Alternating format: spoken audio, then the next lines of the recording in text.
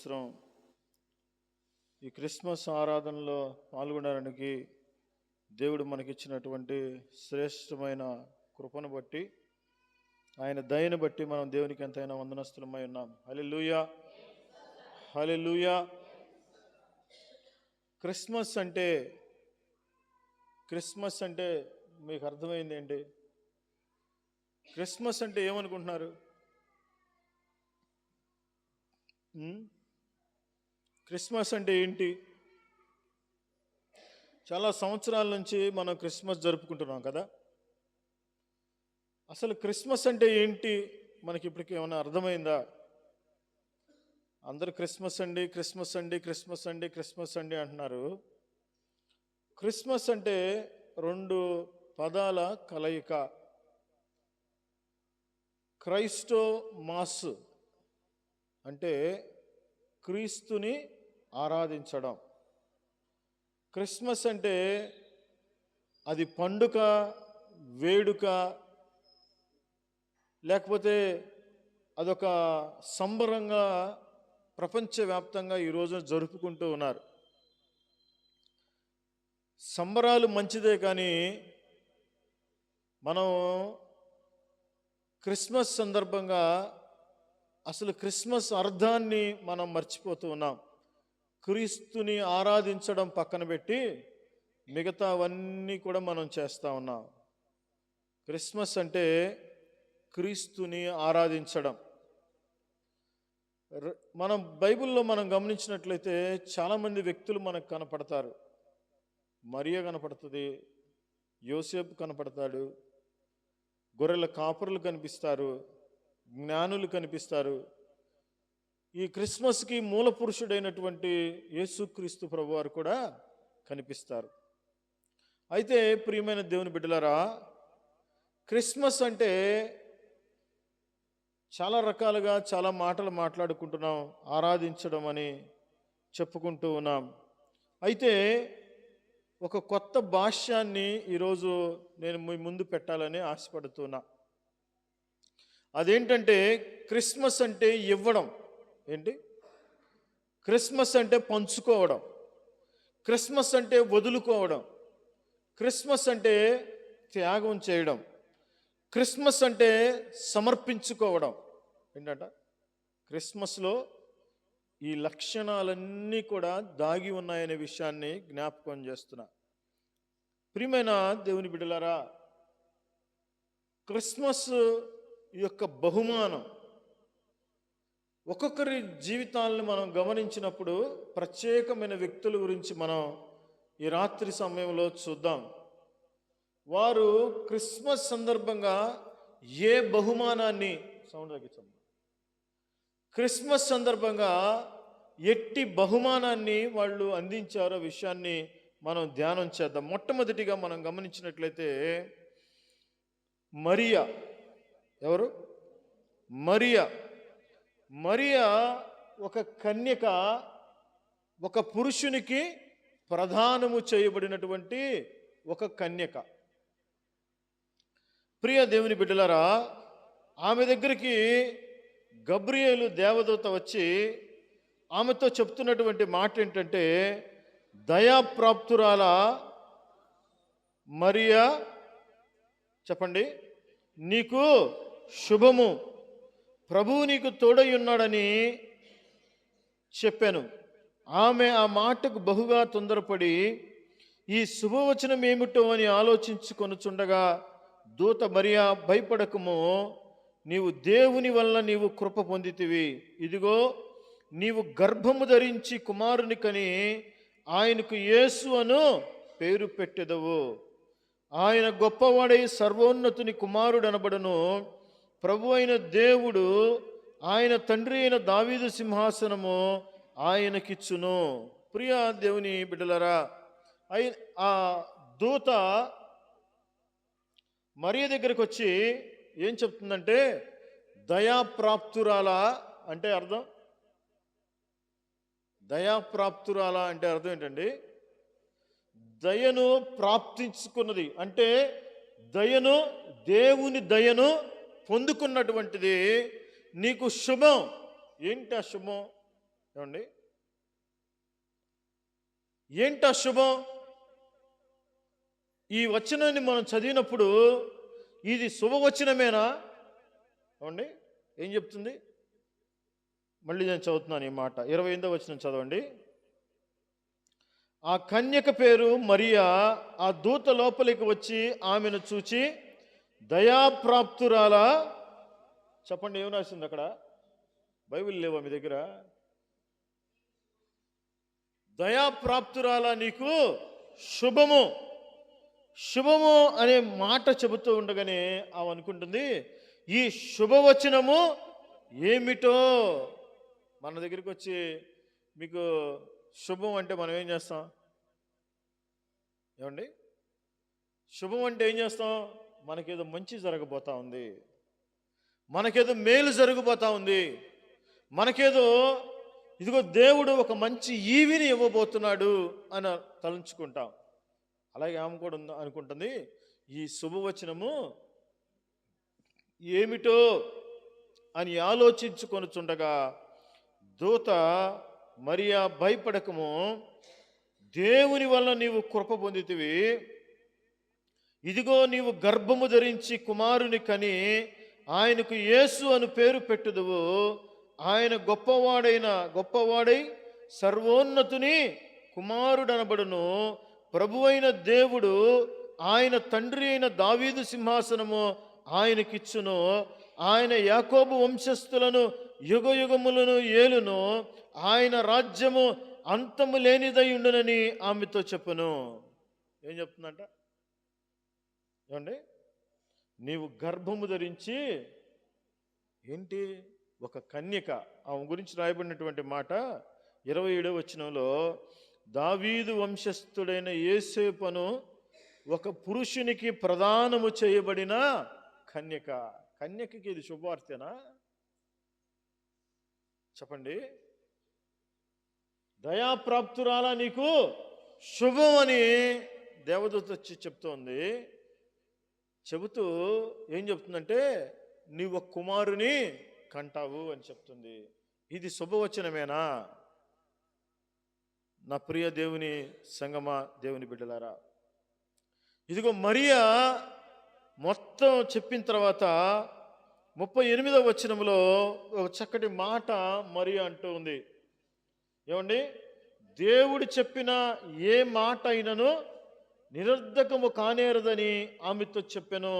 అందుకు మరియా, ఇదిగో ప్రభు దాసురాలను, ఏంటంట? ప్రభు దాసురాలను, నీ మాట చొప్పున నాకు జరుగునుగాక.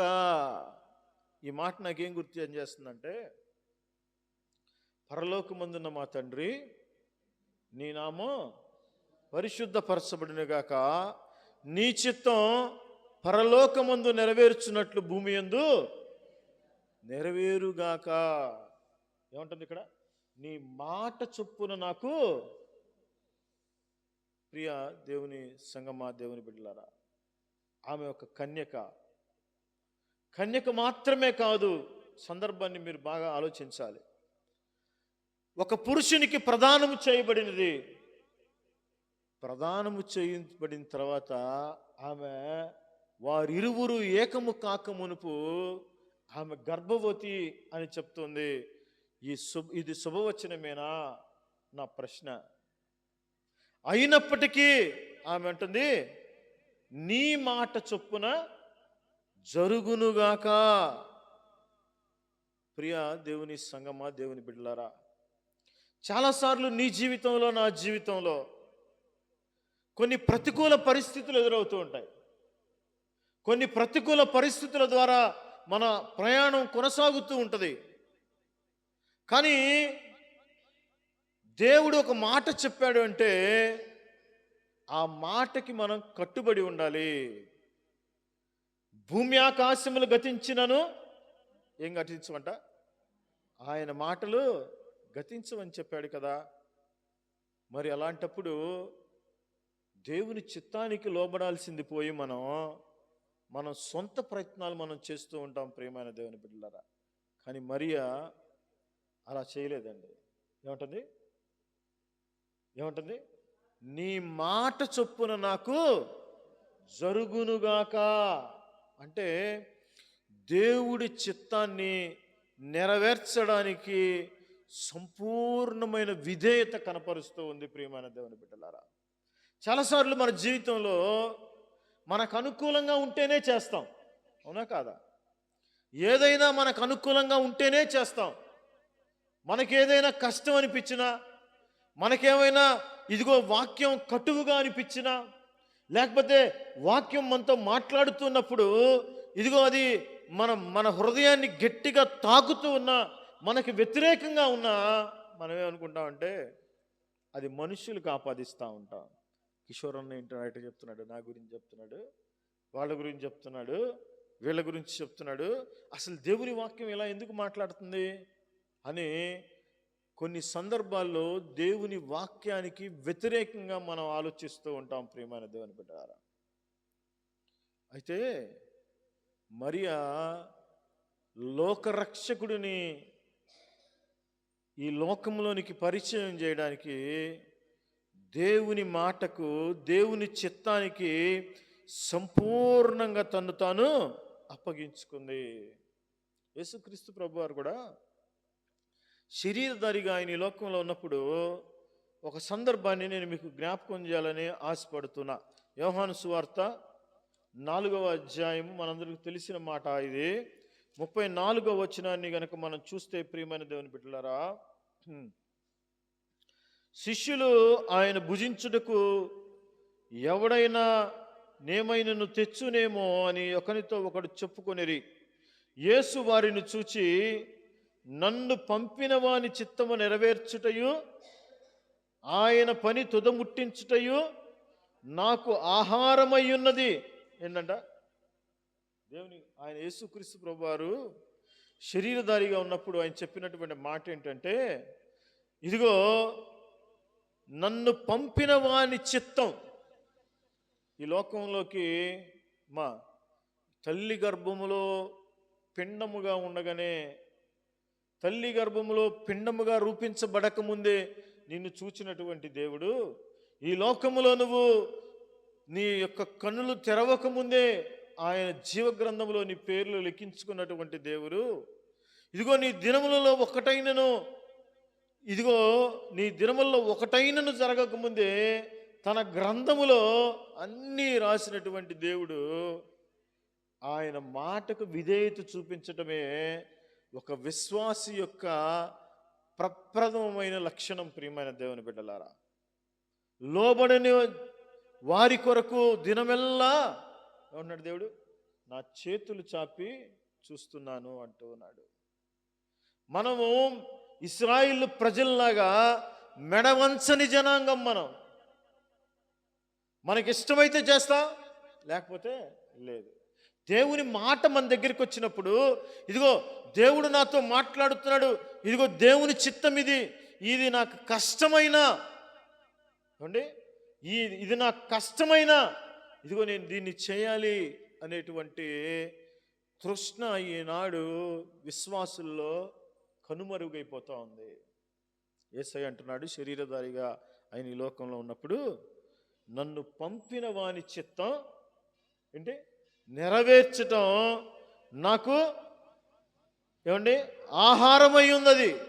ఇంకా అంటాడు కదా, మనం చూస్తే 6వ అధ్యాయము 39వ వచనంలో కూడా ఈ మాట ఉంది ప్రియమైన దేవుని బిడ్డలు. ఒకసారి చూద్దాం. ఆయన నాకు అనుగ్రహించిన ఎంతటిలో నేనేమీ పోగొట్టుకొనక అంచె దినమున దాన్ని లేపుటయే నన్ను పంపిన వాని చిత్తమై ఉన్నది. తర్వాత కుమారుని చూచి ఆయన యందు విశ్వసించు ప్రతివాడును నిత్య జీవం పొందుటయే నా తండ్రి. ఆయన అంటున్నాడు, ఈ లోకంలో ఎందుకు వచ్చాయంట? ఆయన దేవుని యొక్క చిత్తాన్ని, తండ్రి యొక్క చిత్తాన్ని నెరవేర్చడానికి ఈ లోకంలోనికి వచ్చాడు ప్రియమైన దేవుని బిడ్డలు. మరి ఈ క్రిస్మస్ సందర్భంగా మరియా దేవుని చిత్తాన్ని నెరవేరుస్తూ ఉంది. ఆమెకి అది ఆ రోజుల్లో కష్టతరమైంది కదా. ఆ రోజుల్లో ఒక స్త్రీ ఇదిగో తాను వివాహము కాకుండా ఒక పురుషునికి ప్రదానం చేయబడిన తర్వాత తాను గర్భవతి అయితే ఆనాడు ఉన్నటువంటి ధర్మశాస్త్రం ప్రకారం ఆ స్త్రీని తీసుకువెళ్ళి రాళ్లతో కొట్టి చంపటం అనేది ఆనవాయితీగా వాళ్ళ క్రమంగా ఉండేది. కానీ దాన్ని కూడా లెక్క చేయలే దేవుని చిత్తాన్ని నెరవేర్చడంలో, దాన్ని కూడా పట్టించుకోలే దేవుని మాటకు విధేయత చూపించటంలో. కానీ నా ప్రియ దేవుని సంగమా, దేవుని బిడ్డలారా, మనమైతే దేవుని చిత్తాన్ని తప్పించి మిగతావన్నీ కూడా మనం చేయడానికి ఇష్టపడుతూ ఉంటాం. దేవుని మాటకు లోబడేటువంటి మనస్తత్వం మనలో లేదు. క్రిస్మస్ అంటే ఏంటంటే దేవుని చిత్తాన్ని నెరవేర్చటమే క్రిస్మస్. ప్రియమైన దేవుని బిడ్డలారా, మరియ తన ప్రాణాన్ని సైతం లెక్క చేయకుండా దేవుని చిత్తాన్ని నెరవేర్చటానికి ఇదిగో ప్రభుదాసురాలను ఏమంటుంది అక్కడ, మళ్ళీ ఒకసారి చూద్దామండి. అందుకు మరియ ఇదిగో ప్రభుదాసురాలను నీ మాట చొప్పున నాకు జరుగునుగాక.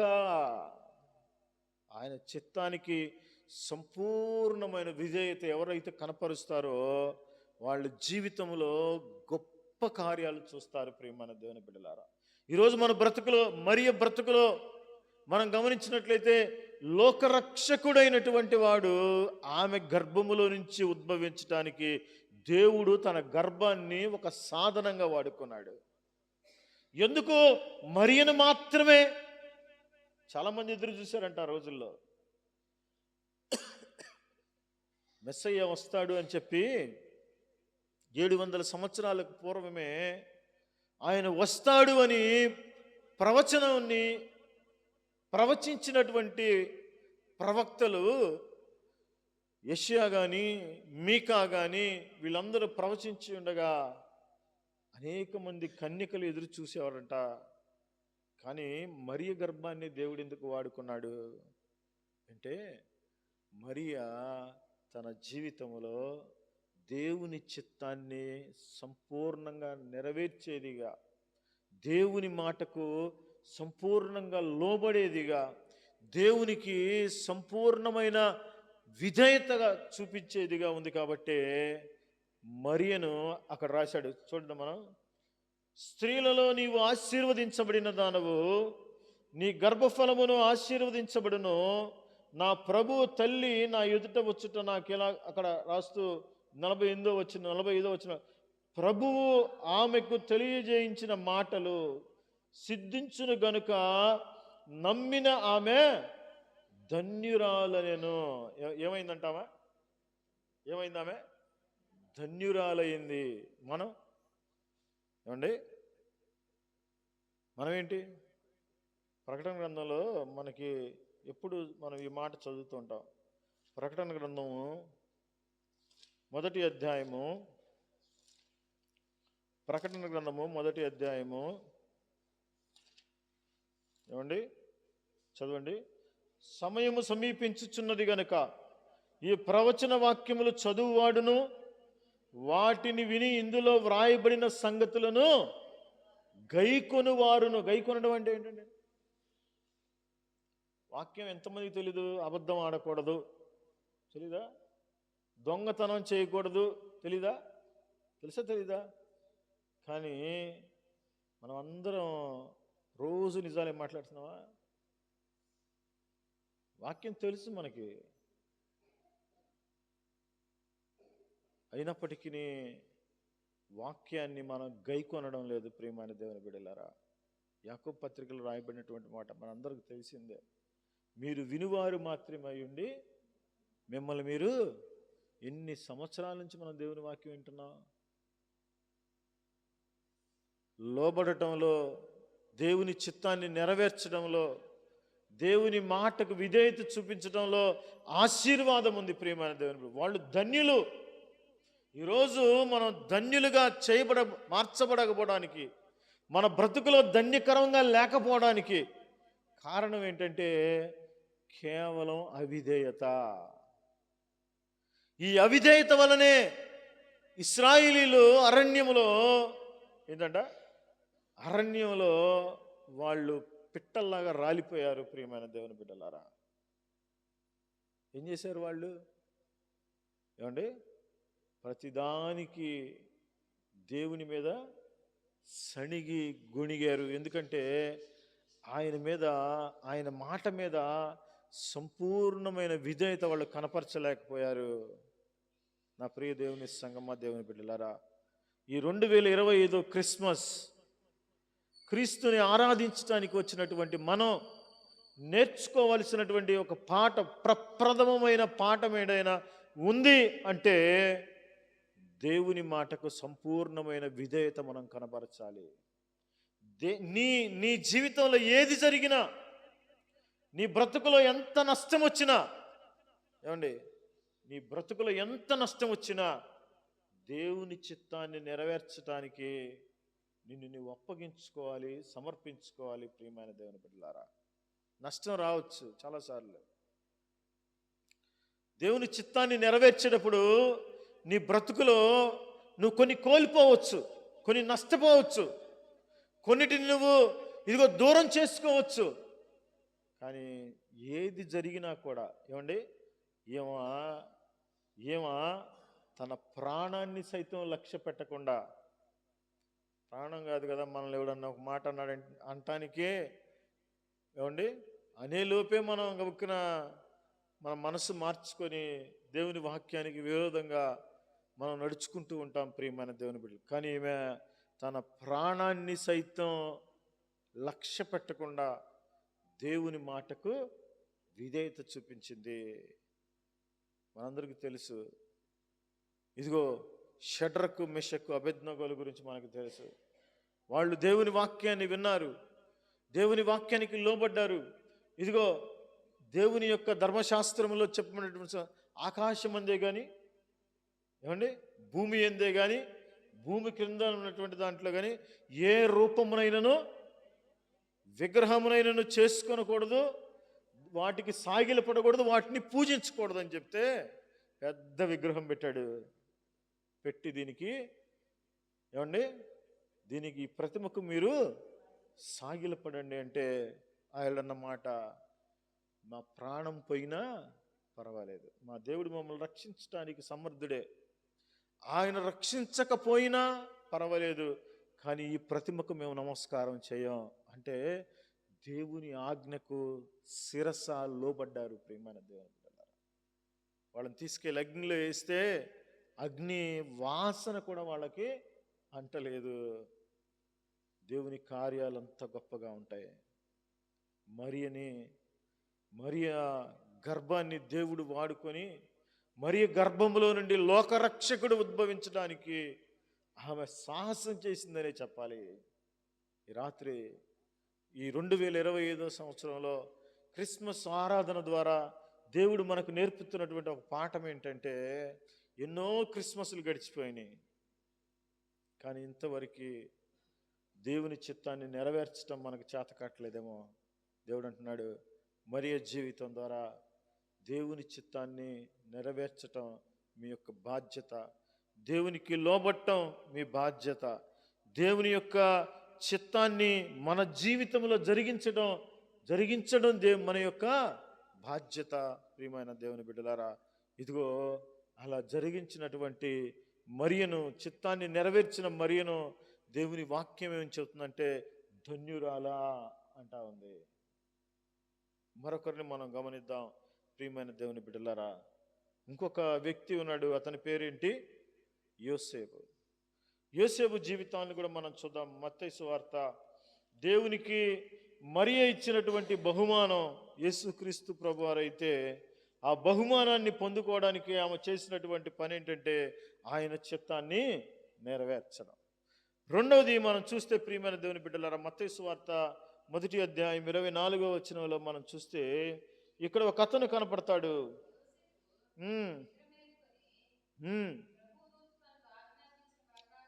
తనకు ఆజ్ఞాపించిన ప్రకారము చేసి తన భార్యను చేర్చుకుని ఆమె కుమారుని కనువరకు ఆమెను ఎరుగకుండెను.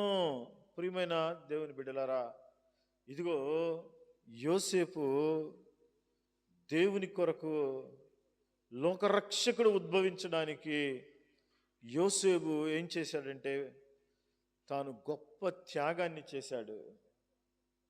ఏంటి ఆయన చేసిన త్యాగం అంటే, ప్రియమైన దేవుని బిడ్డలారా, ఇదిగో ఒకరికి తనకు ప్రదానము చేయబడినటువంటి ఒక కన్యకకి కుమారుడు పుడతాడు అని అంటే మనోడు ఆమెను రహస్యముగా విడనాడి ఉద్దేశించినప్పుడు దేవుని దూత వచ్చి అతనితో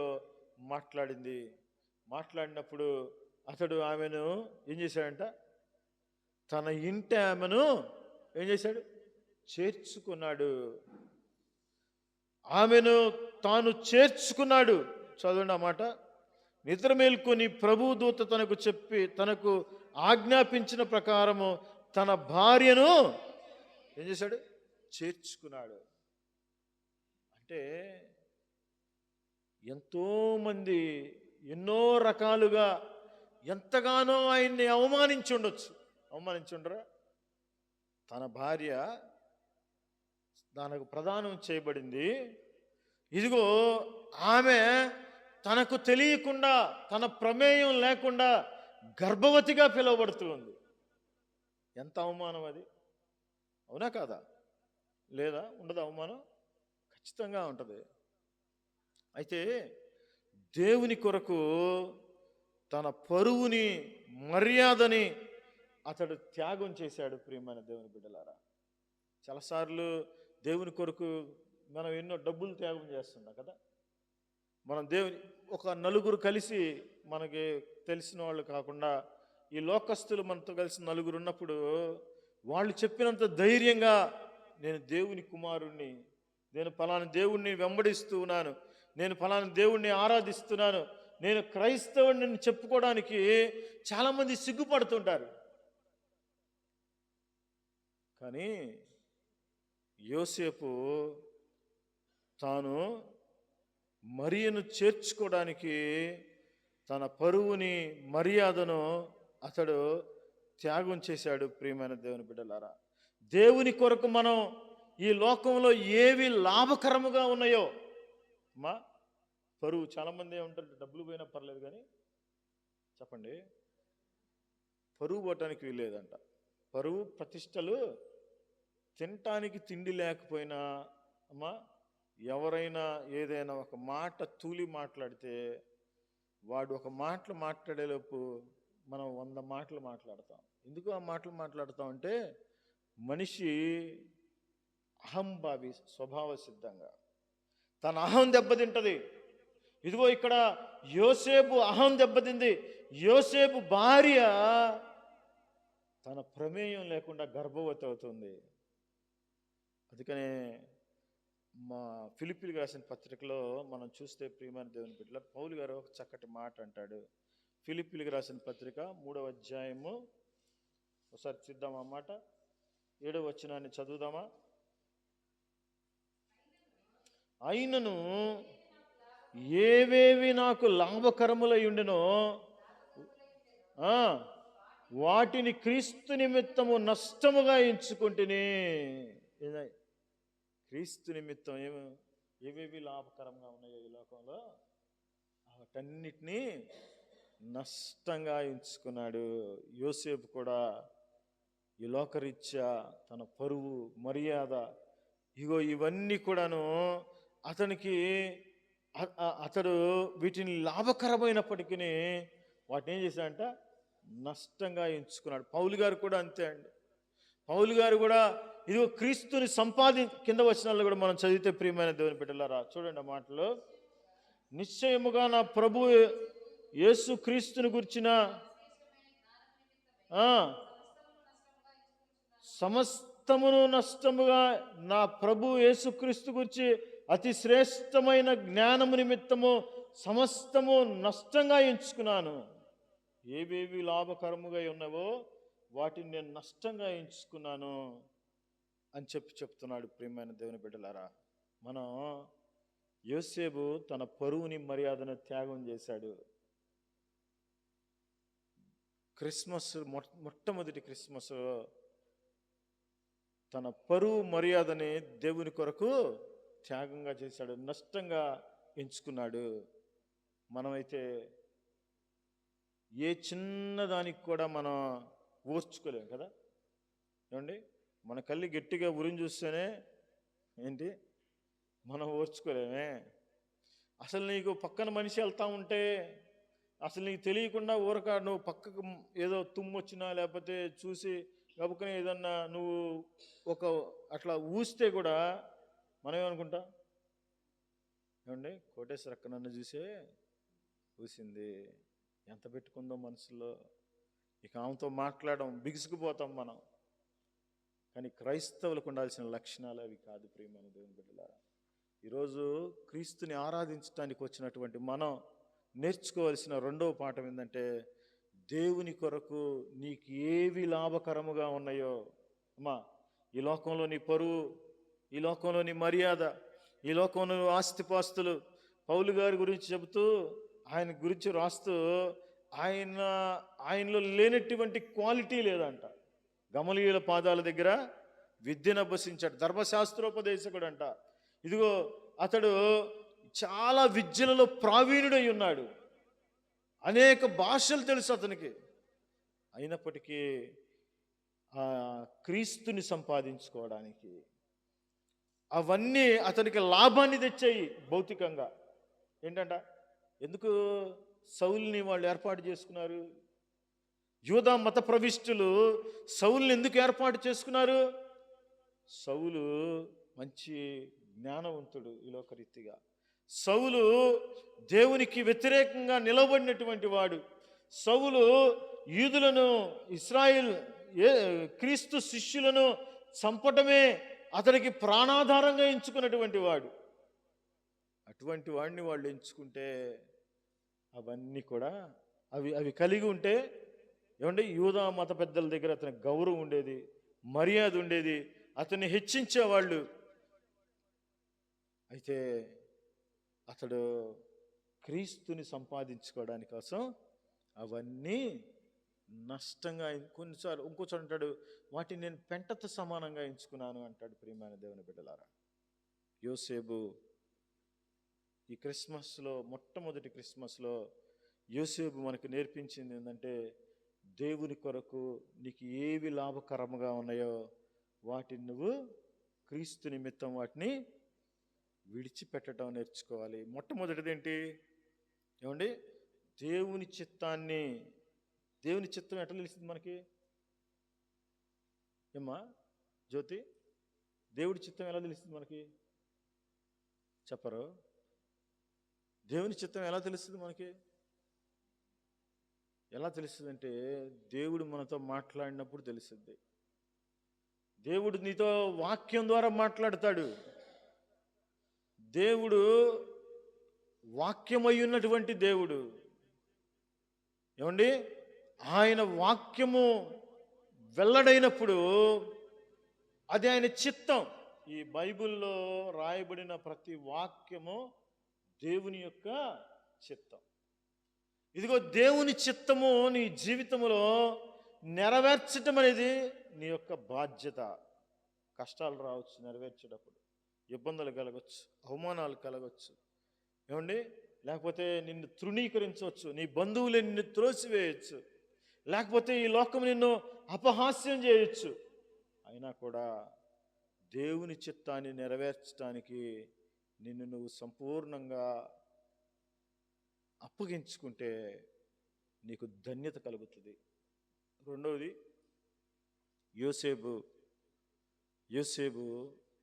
క్రీస్తుని సంపాదించుకోవడానికి అతనికి ఏవి లాభకరంగా ఉన్నాయో వాటిని నష్టంగా ఎంచుకోవడానికి ఇష్టపడ్డాడు. తన పరువు, తన మర్యాద, తన యొక్క ఈ లోకంలో అతని యొక్క ఉనికి ప్రశ్నార్థకంగా మారేటువంటి పరిస్థితిని అతడు అధిగమించాడు. ప్రియమైన దేవుని బిడ్డలారా, మూడవదిగా మనం గమనించినట్లయితే గొర్రెల కాపరులు. ఎవరాళ్ళు? గొర్రెల కాపరులు.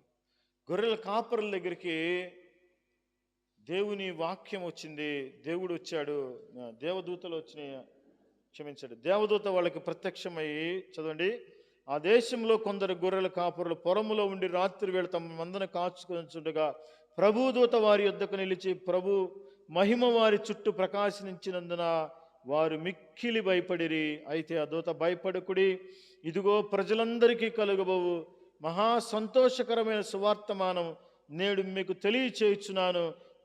దావీదు పట్టణమందుడి రక్షకుడు మీ కొరకు పుట్టి ఉన్నాడు. ఈయన ప్రభు అయిన క్రీస్తు. దానికిదే మీ కానవాలు. ఒక శిశువు పొత్తిగుడ్డలతో చుట్టబడి ఒక తొట్టిలో పండుకొని ఉండుట మీరు చూచెదరని వారితో చెప్పాను. ఏం చెప్పింది? ఏమండి, ఏం చెప్పింది చెప్పండి? దేవుడు లోకరక్షకుడు ఒక సువార్తమానం చెప్పింది. ఏంట సువార్త అంటే ప్రజలందరికీ కలుగబోవు మహా సంతోషకరమైన సువార్త ఏంటంటే నేడు రక్షకుడు మీ కొరకు పుట్టి ఉన్నాడు అని చెప్తూ ఒక ఆనవాలు కూడా చెప్పింది. మీరు ఒక శిశువు కనుగొంటారు. ఆ శిశువు పొత్తిగుడ్డలతో చుట్టబడి ఒక తొట్టిలో పండుకొని ఉండుట మీరు చూస్తారు అని చెప్పినప్పుడు ఆ దూత చెప్పిన మాటను విని మనం బెత్లెహేము వరకు వెళ్ళి చూతము రండిని ఒకనితో ఒకడు చెప్పుకొని త్వరగా వెళ్ళి మరియను యేసోపును తొట్టిలో పండుకి ఉన్న శిశువును చూచి ఈ శిశువును గురించి తమతో చెప్పిన మాటలను ప్రచురము చేశారు. ఎవరు వీళ్ళు? గొర్రెల ఏం చేశారు? ప్రచురము చేశారు. ప్రియ దేవుని బిడ్డలారా, దేవుడు వెర్రివారైనటువంటి వారిని దేవుడు ఏర్పాటు చేసుకొని దేవుడు వాళ్ళని దర్శించి వాళ్ళకు ఒక ఆనవాలు చెప్పినప్పుడు వాళ్ళు వెళ్ళి చూశారంట. ఏంటంట? ఏం చూశారు? త్వరగా వెళ్ళి యోసేపును మరియను ఏమండి తొట్టిలో పండుకొని ఉన్న శిశువును చూచిరి. మనం ఏం చేస్తుంటామంటే లోకంలో రకరకాల బోధలు ఉన్నాయి. ఏమండి ఎవడు ఏం చెబితే 7 వారాలు మరి రండి మీకు అద్భుతం జరిగిద్ది అనగానే ఏం చేస్తారు? ఏమండి 7 వారాలు అక్కడికి వెళ్తారు. లేకపోతే మీ సమస్యలు తీరిపోతాయి, మీ అప్పులు పోతాయి అని చెప్పండి, అక్కడికి వెళ్తారు. అవునా కాదా?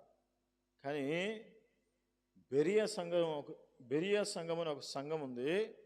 అపోస్తులు బోధించినప్పటికీ అలాగున్నవో లేదో అని లేఖనములను పరిశోధిస్తూ వచ్చారు. విద్యలేని వాళ్లే వీళ్ళు ఒకరినొకరు పురికొల్పుకొని త్వరగా వెళ్ళి వాళ్ళకున్న అన్నీ విడిచిపెట్టారు. ఏముండే? ఎక్కడున్నారు వాళ్ళు? ఏమండి దేవదూత వాళ్ళ దగ్గరికి వచ్చినప్పుడు ఎక్కడున్నారు? చెప్పరు. ఎక్కడున్నారమ్మా? నిద్రలో ఉండరా?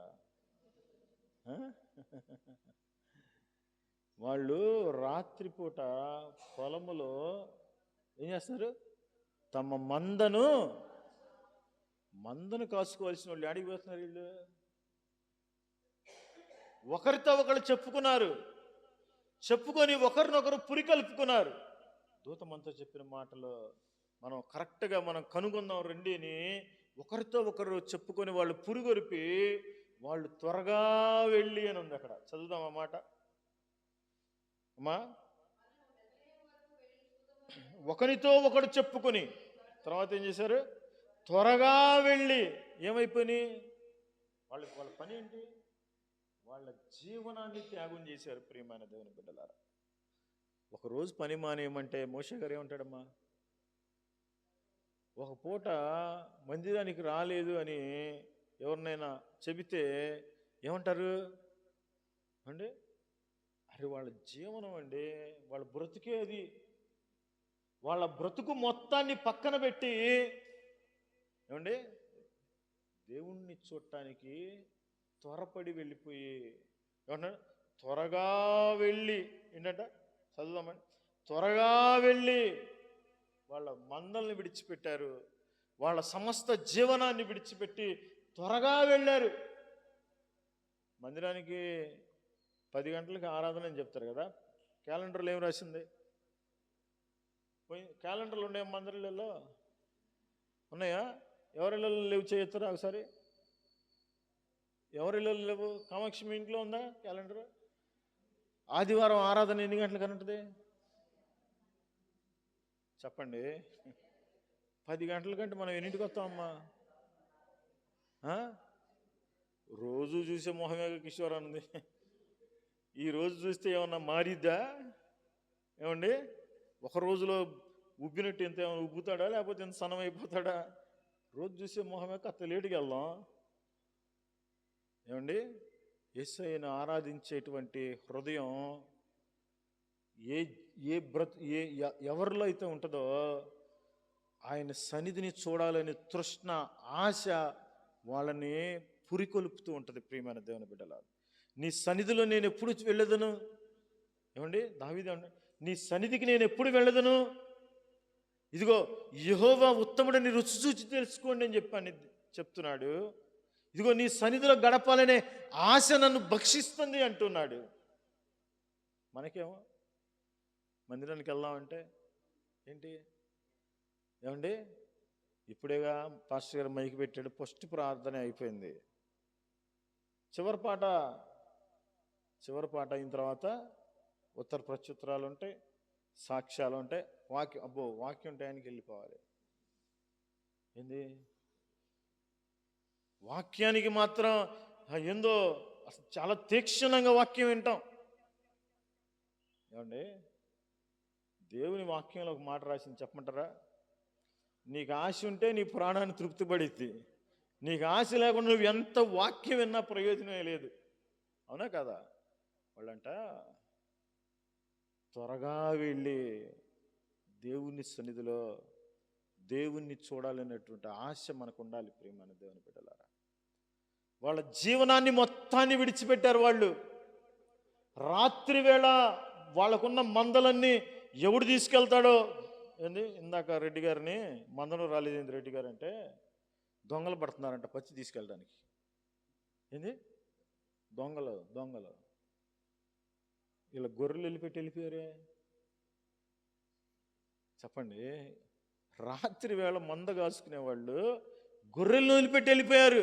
మనం బయట చెప్పులు ఇడిచి ఆరాధనలో కూర్చొని 10 సార్లు చెప్పులు ఉన్నాయా లేవా?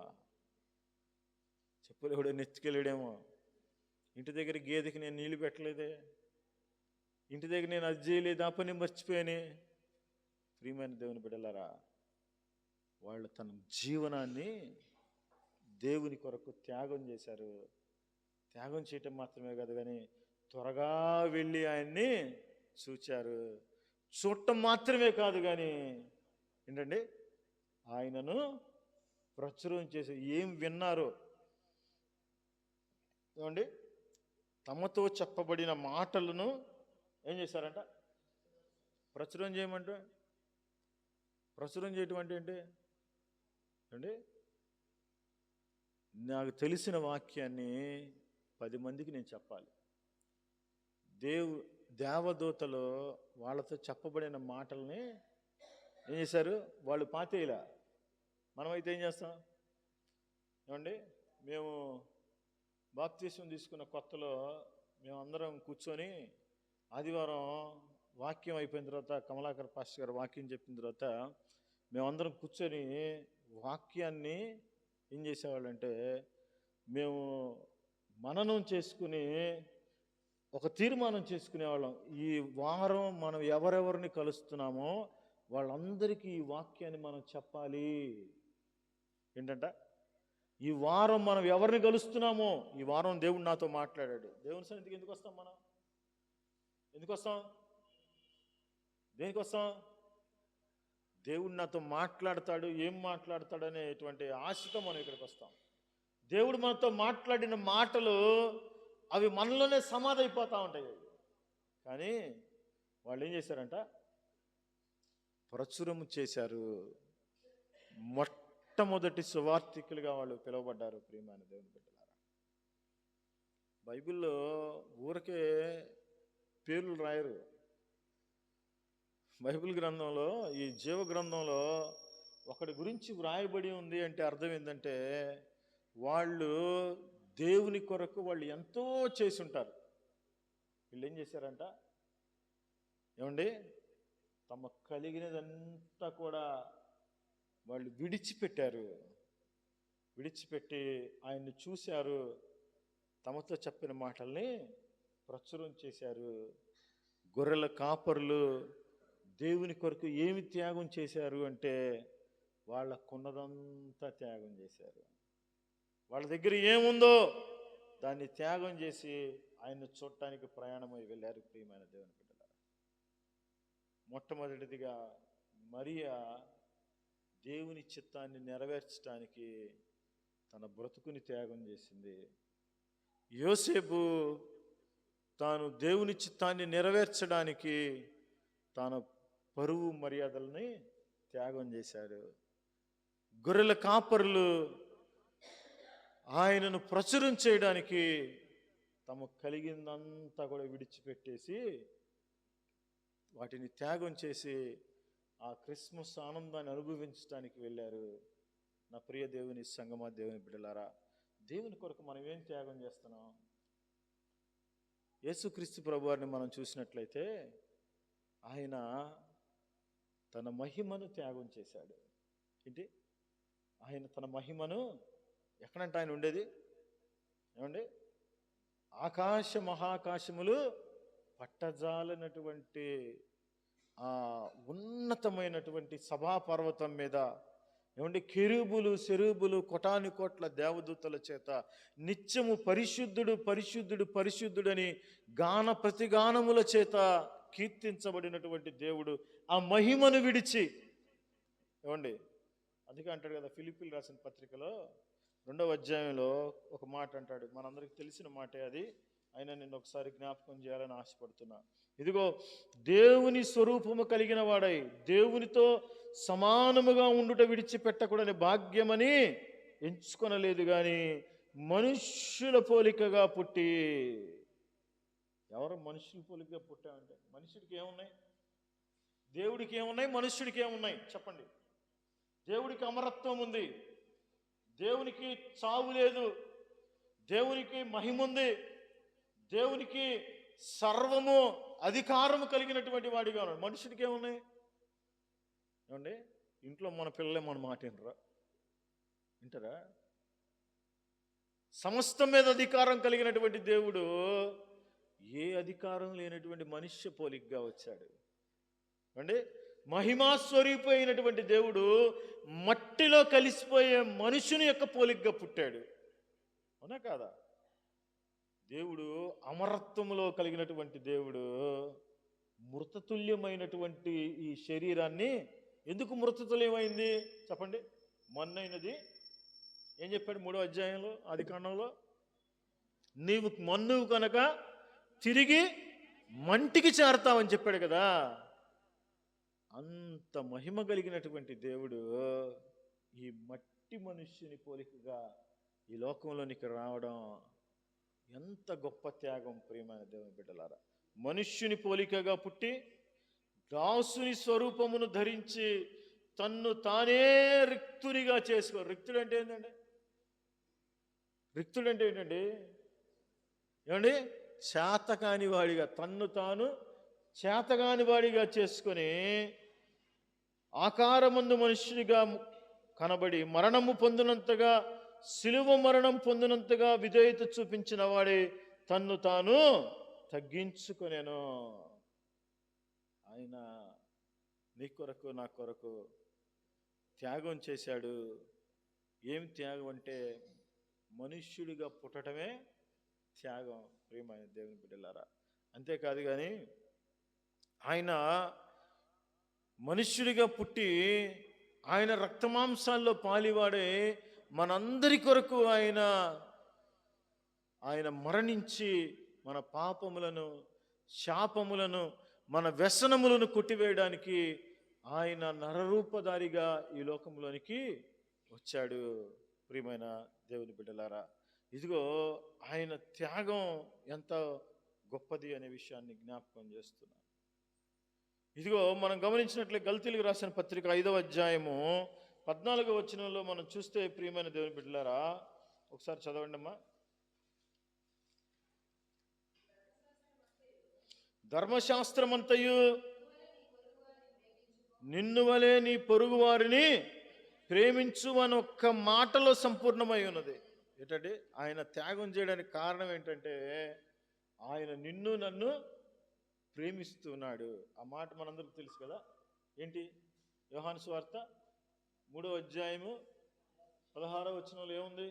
దేవుడు లోకమును ఎంతో ప్రేమించాడు. ఆయన ఎంత ప్రేమించకపోతే ఏమండి మట్టి మనిషి అయినటువంటి నీ సారూప్యతలోనికి వస్తాడు. ఇంకా అంటాడు కదా, ధర్మశాస్త్రం మొత్తం 2 మాటల్లోకి 2 ఆజ్ఞల్లోకి ఇదిగో ఆయన చెప్తూ ఒకటేంటి? నీ పూర్ణ హృదయముతో, నీ పూర్ణ ఆత్మతో, నీ పూర్ణ బలముతో నీ దేవుడైన యెహోవాను సేవించాలి. నిన్ను వలే, ఆ మాట నిన్ను వలే నీ పొరుగువాడిని ప్రేమించాలి. నేను ఆకలిగా ఉన్నాను, చెప్పండి, మీరు నాకు ఆహారం పెట్టలేదు. నేను దాహం కొని ఉన్నాను, మీరు నాకు త్రాగటానికి ఇవ్వలేదు. నేను రోగిగా ఉన్నాను, మీరు నన్ను పరామర్శించలేదు. నేను పరదేశిగా ఉన్నాను, మీరు నా దగ్గరికి రాలేదు అంటే వాళ్ళు అంటున్నారు, యేసయ్యా నువ్వెప్పుడు ఆకలిగా ఉన్నావు? నువ్వెప్పుడు దక్కిగా ఉన్నావు? నువ్వెప్పుడు రోగగ్రస్తుడిగా ఉన్నావు? నువ్వెప్పుడు పరదేశిగా ఉన్నావు? నువ్వెప్పుడు జైల్లో ఉన్నావు అంటే యేసయ్య చెప్పిన మాట ఏంటంటే, అలాంటి స్థితిలో ఉన్న వారికి ఒక్కరికైనా మీరు చేయలేదు కాబట్టి నాకు కూడా మీరు చేసినట్టు కాదు. కాబట్టి ఇదిగో మీకు సాతానికి ఇదిగో ఏర్పాటు చేయబడినటువంటి ఆ నరకమునకు మీరు పాత్రులు అవుతారు అని యేసుక్రీస్తు ప్రభువారు సాక్షాత్తు చెప్పాడు. ప్రేమనేది ఆయన లోకాన్ని ప్రేమించాడు. ఆయన త్యాగం చేసి నీ కొరకు ఈ లోకంలోకి మనిషిగా వచ్చాడు. ఆయన బిడ్డలమైన మనం కూడా మనకి చెప్తున్నాడు, నిన్ను వలె నీ పొరుగు వాడిని ప్రేమించు అని చెప్తున్నాడు. ప్రియమైన దేవుని బిడ్డలారా, ఎన్నో క్రిస్మస్లు మన జీవితంలో గడిచిపోతున్నాయి. ఎన్నో క్రిస్మస్ బహుమానాలు మనం పొందుకుంటున్నాం కదా. మనమే ఈ కాటికి ఇన్కమింగ్ అవుట్ గోయింగ్ లేదు.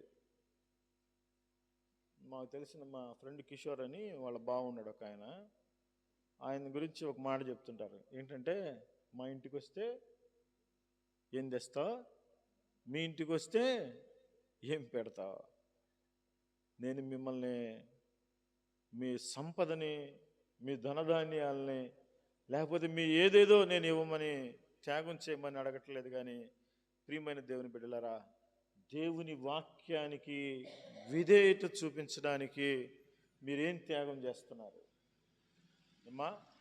లేకపోతే దేవుని కొరకు, దేవునిని మీరు ప్రచురం చేయడానికి, లేకపోతే దేవునిని మీరు హెచ్చించడానికి, లేకపోతే ఈ లోకంలో ఏవి లాభకరంగా ఉన్నాయో దేవుని కొరకు ఏదైనా విడిచిపెడుతున్నారా? ఏమండి, ఈ లోకంలో ఏవి లాభకరంగా ఉన్నాయో యోసేపు వాటిని విడిచిపెట్టాడు. 3వది ఎవరు? గొర్రెల కాపరులు ఆయన్ని ప్రచురం చేయడానికి తమ జీవనాన్ని మొత్తాన్ని విడిచిపెట్టారు.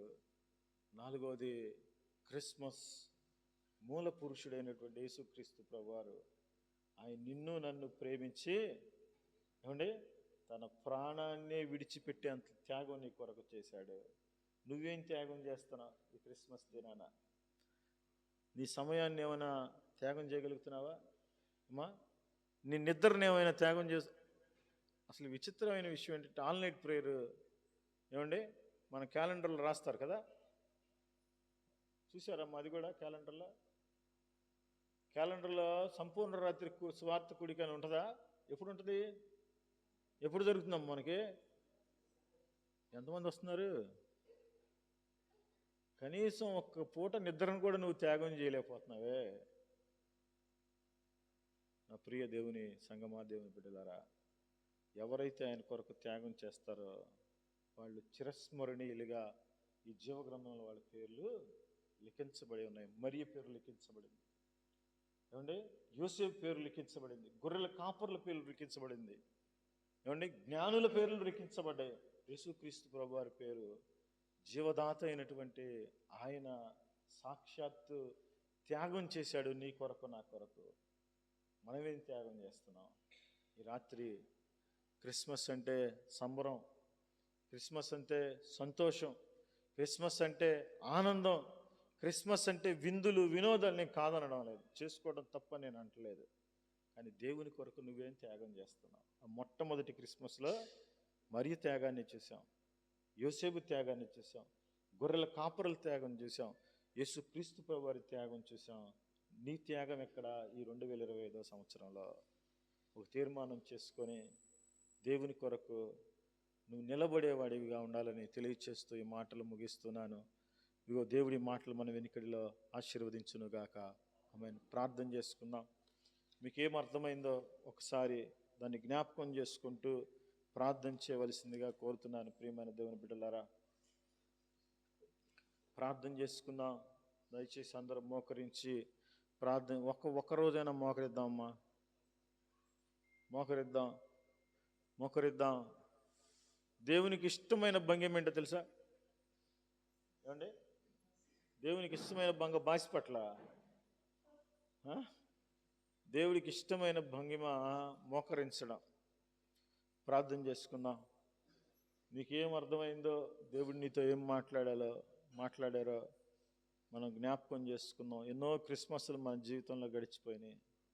క్రిస్మస్ అంటే ఆనందం, సంతోషం, పిండి వంటలు, కొత్త బట్టలు, విందులు, వినోదాలు, సంబరాలు. అయితే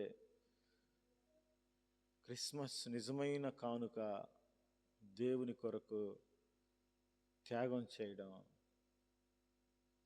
మరియా దేవుని చిత్తాన్ని నెరవేర్చడానికి తాను త్యాగం చేసింది.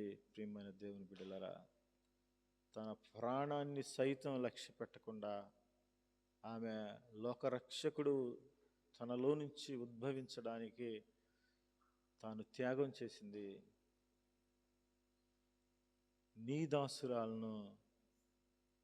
దాసురాలను నీ మాట చొప్పున జరుగునుగాక అంది.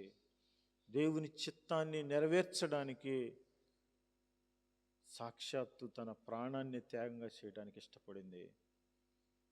దేవుని చిత్తం మన జీవితంలో నెరవేర్చడానికి చాలా అడ్డంకులు, అవరోధాలు, ఇబ్బందులు, దేవుని మాటకు విధేయత చూపించడానికి చాలా సమస్యలు మన జీవితంలో ఎదురవుతూ ఉంటాయి. కానీ మనం వాటిల్లో పడిపోయి దేవుని చిత్తాన్ని నెరవేర్చని వారిగా మనం బ్రతుకుతున్నామేమో.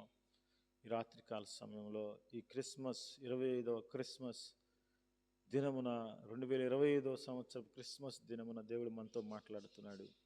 ఆయన చిత్తాన్ని నెరవేర్చడం ఈ రోజు నుంచి నేను అలవాటు చేసుకుంటాను అనే ఒక తీర్మానం మనం చేసుకొని ప్రార్థన చేసుకుందాం. ప్రియమైన దేవుని బిడ్డలారా, ప్రభువా నీ చిత్తం నా జీవితంలో నెరవేర్చాలి ప్రభువా. అలా నెరవేర్చడానికి నేను బలహీనుడిగా ఉన్నానయ్యా, నెరవేర్చలేకపోతున్నాను ప్రభువా. మీ మాటకు లోబడలేకపోతున్నాను ప్రభువా. అయ్యా, మీ మాటకు విధేయత చూపించలేకపోతున్నాను, దయతో క్షమించండి అయ్యా. అయ్యా, ఎన్నో సంవత్సరాలు నా జీవితంలో వాక్యాన్ని వింటున్నాను, కానీ అయ్యా వింటూ మాత్రమే నాకు జరుగుతుంది, కానీ వాక్యాన్ని బట్టి నేను నడుచుకోలేకపోతున్నాను అయ్యా. మీ చిత్తం నెరవేర్చలేకపోతున్నాను తండ్రి, క్షమించండి నాయన అని ఒక తీర్మానం చేసుకుందాం. ప్రియమైన దేవుని బిడ్డలారా, యోసేపు తన మిమ్మల్ని సంపాదించుకోవడానికి తన పరువును, మర్యాదను త్యాగం చేశాడు. ఇదిగో ఏవి లాభకరములో క్రీస్తుని సంపాదించుకోవడానికి వాటిని నష్టంగా ఎంచుకున్నానంటున్నాడు పౌలు గారు. ప్రభువా, నేను ఈ లోకంలో మిమ్మల్ని సంపాదించుకోవడానికి నాకు ఏవేవి నన్ను ఉన్నాయో వాటిని విడిచిపెట్టలేకపోతే దయతో నన్ను క్షమించండి అయ్యా. అయ్యా, ఎన్నోసార్లు మిమ్మల్ని ప్రకటించడానికి కానీ మీ బిడ్డలంగా మేము చెప్పుకోవడానికి కానీ సిగ్గుపడుతూ ఉంటాము తండ్రి. అయ్యా, క్రైస్తవులని చెప్పుకోవడానికి బిడిపడుతూ ఉంటామయ్యా. అయ్యా అయ్యా మిమ్మల్ని ఘనపరచలేని వారిగా మేము ఉంటూ ఉన్నాం తండ్రి. అయ్యా, మిమ్మల్ని సంపాదించుకోవడానికి అయ్యా మా అహం ప్రభువ, మా యొక్క దర్పం, మా యొక్క గర్వం మా యొక్క స్థితి ఏది అడ్డుగా ఉందో తండ్రి వాటన్నిటిని త్యాగం చేయడానికి సహాయం చేయండి ప్రభువా. అయా గొర్రెల కాపరులు నాయనా, అయా వాళ్ళు ప్రచురం చేశారు, వేటిని విన్నారో వేటిని చూచారో అయా వారు తమకున్నవన్నీ విడిచిపెట్టి తండ్రి మిమ్మల్ని ఆరాధించి తండ్రి మిమ్మల్ని ప్రచురం చేశారయ్యా తండ్రి. అయ్యా మాకు మా తండ్రి లోకంలో ఇష్టమైనవి మేము కలిగి ఉన్నవి తండ్రి, వాటిల్లో ఉండి మిమ్మల్ని ఆరాధించలేకుండా మిమ్మల్ని చూడలేకుండా అయ్యా ఈ యుగ సంబంధమైన దేవత మా మనోనేత్రాలకి గుడ్డితనం కలుగు చేస్తుందేమో తండ్రి. అయా ఏ బంధాలు ఏ బంధకాలు అయా ఏ యొక్క అయా చిక్కుముడుల్లో నేను చిక్కుపడిపోయానో క్షమించండి నాయన తండ్రి. వాటన్నిటినీ తండ్రి విడిచిపెట్టడానికి సహాయం చేయండి. వాళ్ళ జీవనాన్ని విడిచిపెట్టారయ్యా మిమ్మల్ని ప్రకటించడానికి తండ్రి, మిమ్మల్ని చూడటానికి నాయన వారు త్వరగా పరుగు పరుగున వచ్చారు తండ్రి. అయా మిమ్మల్ని చూడాలనే ఆశ, మీతో గడపాలనే ఆశ ప్రభా. ఈ 2025 సంవత్సరం క్రిస్మస్లో అయా మీతో సంపూర్ణంగా నేను అతకబడాలి అనేటువంటి ఆకాంక్ష నాకు దయచేయండి ప్రభా. నీకు వందనాలయ్యా. అయా గొర్రెల కాపరులయ్యా, ఎందుకు పనికిరాని వారు తండ్రి మీ నామాన్ని ప్రచురపరిచారయ్యా. మేము మా పక్కింటి వాళ్ళతో కూడా మిమ్మల్ని పరిచయం చేయలేకపోతున్నాం తండ్రి. దయతో క్షమించండి ప్రభా. ప్రార్థన చేద్దాం. అయా మీరు దేవదూతలతో కూడా ఉండుట విడిచిపెట్టకూడని భాగ్యం అని మీరు ఎంచుకోలేదు కానీ తండ్రి, మట్టి మనిషినైన నా పోలికి వచ్చారయ్యా. ఎందుకు పనికిరాని వాడిని, దుమ్ము ధూళి వంటి వాడిని అయినటువంటి నా పోలికలోనికి మీరు వచ్చారు తండ్రి. నన్ను ప్రేమించారయ్యా.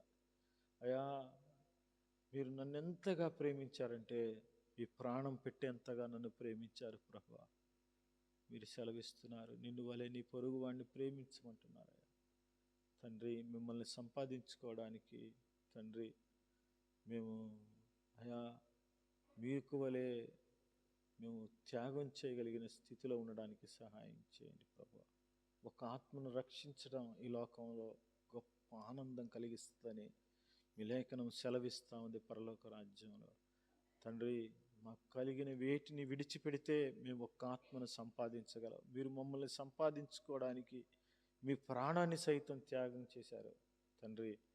అయా మా సమయాన్ని త్యాగం చేయలేకపోతున్నాం, మా ధనాన్ని త్యాగం చేయలేకపోతున్నాం అయా, మా యొక్క కాలాన్ని మేము త్యాగం చేయలేకపోతున్నాం తండ్రి. దయతో క్షమించండి ప్రభా. ఈరోజు వాక్యం ద్వారా నాతో మాట్లాడారు. మీ కొరకు నేనేం త్యాగం చేయగలను, వేటిని నేను త్యాగం చేయగలను, వాటిని త్యాగం చేయడానికి కావలసిన మనస్సు నాకు దయచేయండి ప్రభా. మీరే మహిమ పొందండి నాయన. ప్రార్థన చేసుకుందాం. మనం అందరం ప్రార్థిస్తూ ఉండగా మన మధ్యన ఉన్నటువంటి జ్యోతి ప్రార్థన చేస్తుంది.